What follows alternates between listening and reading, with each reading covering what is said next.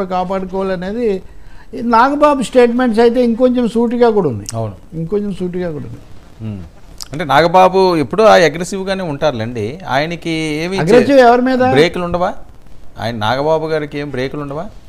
కళ్యాణ్ గారు ఈ టైంలో మనం మాట్లాడకూడదని ఆ రకమైన ఇన్స్ట్రక్షన్స్ ఏమి ఉండవా?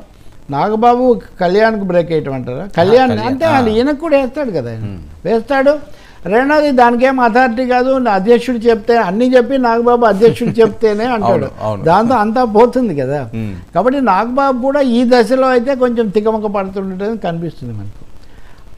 అవతల వాళ్ళని విమర్శించడం వరకు ఏం సమస్య ఉండదండి. మన కార్యాచరణకు సంబంధించి తేల్చుకోవటము, అడుగులు వేయటము అదే సమస్య. అది ఆ సమస్య స్పష్టంగా ఉంది జనసేనకు. సార్ ఇది అప్పుడే తేలే పరిస్థితి లేదా? ఫిబ్రవరి దాటిపోలా?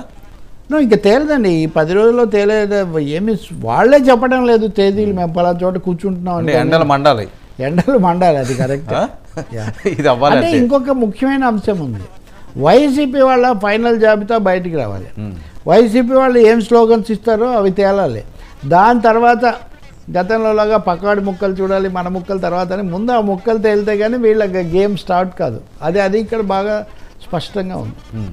సార్ రాజధాని అంశం అన్నది సెల్ఫ్ గోల్ చేసుకున్నారని కొంతమంది మాట్లాడే పరిస్థితి. మళ్ళీ దానికి తెర మీదకి తీసుకొచ్చి అది స్ట్రాటజీ అనుకోవాలా, సెల్ఫ్ గోల్ అనుకోవాలా వైసీపీ? అది అనాలోచితమైనటువంటి వ్యవహారము, అది ఆచరణ సాధ్యం కానటువంటిది, అవాంఛనీయమైంది కూడా.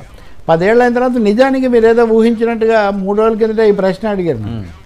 రాజధాని మళ్ళీ హైదరాబాద్ కొనసాగే ఛాన్స్ ఉందా? అప్పటికి ఇంకా వైవి సుబ్బారెడ్డి మాట్లాడలేదు అప్పుడే. కానీ ఆ దిశలో వెళ్తున్నారు వీళ్ళనే ఒక సందేహంతో మనం మాట్లాడాము. అది ఆయన మాట్లాడిన తర్వాత పెద్దిరెడ్డి రామచంద్రారెడ్డి కూడా బలపరుస్తూ అయితే అది ఆయన వ్యక్తిగత అభిప్రాయం అన్నాడు. అదే సమయంలో అంబటి రాంబాబు ఏమో అమరావతి ప్రస్తుతానికి రాజధాని అని ఆయన అన్నాడు. ఈయన అమరావతి రాజధాని ప్రస్తుతానికి అని ఆయన చెప్తుంటే ఈయన హైదరాబాదే ప్రస్తుత రాజధాని అని చెప్పడం పరస్పర విరుద్ధంగా లేదు? అంటే దాన్ని వక్రీకరించారని ఇప్పుడు బొత్స గారు అంటున్నారు. అందుకనే నేను చెప్పేది, అసలు మీరు వాస్తవాన్ని మీరు వక్రీకరిస్తున్నారు. అసలు అధికారంలోకి రాగానే సచివాలయాలతో సహా అంత వేగంగా మీరు ఎందుకు అప్పగించారు? చంద్రబాబు నాయుడు వెళ్ళిందే తొందరపాటుగా వచ్చేసాడు అని మీరు చంద్రబాబును విమర్శించిన వాళ్ళు, మీరు సచివాలయాలతో సహా కేసీఆర్కి అప్పగించారు. ఆయన కొత్తది కట్టాడు, కాకపోతే రేవంత్ రెడ్డి కూర్చుంటున్నాడు కానీ కొత్త దాంట్లో. అందుకనే వైసీపీ వైఖరిలో ఒక తికమక ఉంది, గజిబిజి ఉంది.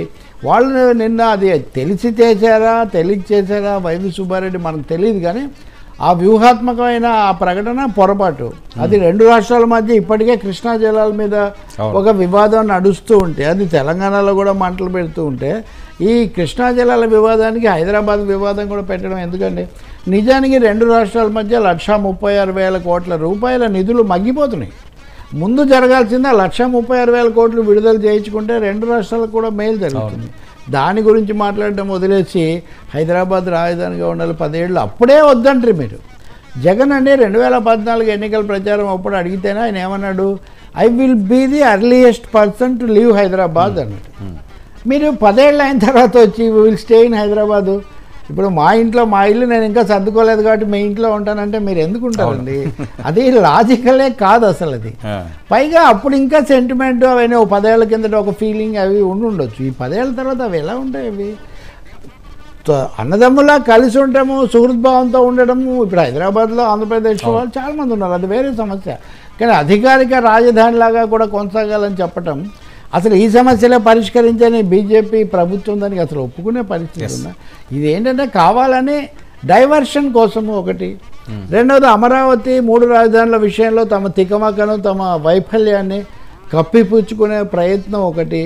మూడవదేమో ఏదో ఒకటి నాన్ ఇష్యూ ఒకదాన్ని ముందుకు తీసుకొని వచ్చి అసలు ఇష్యూస్ పక్క పెట్టి. జగన్ తికమకలో ఉన్నారంటారా, జగన్ గజిబిజిలో ఉన్నారంటారా? ఎవరికి నచ్చినట్టు వాళ్ళు మాట్లాడుతుంటే అంటే ఫీలర్ అంటారు కదండి, మామూలుగా ఒక ఫీలర్ ఒక మాట ఇట్లా వదిలితే దానికి ఎలా జగన్కు తెలియకుండా అంటే మరి పెద్దిరెడ్డి అంత తొందరగా ఎందుకు బలపరిచారు? The man who considered most powerful after Jagan, ఆయన వెంటనే బలపరుస్తూ అయితే ఆయన వ్యక్తిగత అభిప్రాయం అన్నారు. అంటే ఫీలర్ తెలిసే వదిలారనేది మనకు అర్థమవుతుంది.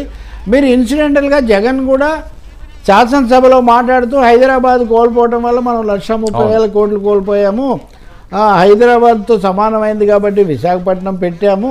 ఇక్కడ ఈ మాట్లాడడంలో ఒక కీలకమైన అంశం ఏంటంటే వర్మ, విశాఖకు షిఫ్ట్ అయిపోతాను, జనవరిలో అయిపోతాను, డిసెంబర్లో అయిపోతాను, సంక్రాంతికి అయిపోతానని ముఖ్యమంత్రి చాలా ప్రకటనలు చేశాడు, కానీ వెళ్ళలేదు. అవును.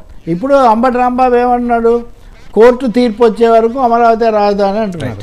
కాబట్టి విశాఖను షిఫ్ట్ చేస్తామని చెప్పిన మాట నిలబెట్టుకోవడంలో వైఫల్యం, కోర్టులో గెలవలేకపోవటం, దీన్ని హైదరాబాద్ రాజధానిగా కొనసాగించాలని ఒక కృత్రిమమైనటువంటి రూపంలో ముందుకు తెచ్చారు. దాన్ని ఎవరు సీరియస్గా తీసుకోరు. ఓకే. రాజ్యాంగం కూడా దానికి ఏమీ అంగీకరించే పరిస్థితి లేదు. చూద్దాం ఇంకా ఎలాంటి చిక్కుముడులు రోజు రోజుకి పెరుగుతుంటాయి ఏపీ చిక్కులు విడిపోవాలని కోరుకోవాలంటే 2 రాష్ట్రాలు 10 ఏళ్ళు అయిపోతుంటే వీళ్ళు పరిష్కరించకపోగా ఇప్పుడు తెలంగాణలో మీరు కృష్ణా జలాల మీద కేసీఆర్కు రేవంత్కు మధ్యలో హోరాహోరీగా జరుగుతున్న చూస్తే కూడా వాళ్ళిద్దరూ కొట్లాడుకుంటున్నట్టు అది కనిపిస్తుంది. కానీ నిజానికి అది ఆంధ్రప్రదేశ్ తెలంగాణల మధ్య సమస్య అనేది కూడా మనం గుర్తుపెట్టుకోవాలి. కేంద్రం వీటి ముఖ్యమైనది. నిజానికి కేంద్రం హాయిగా తప్పించుకుంటుంది వీటి మధ్యలో. కేంద్రం ఎందుకు బాధ్యత తీసుకోదండి?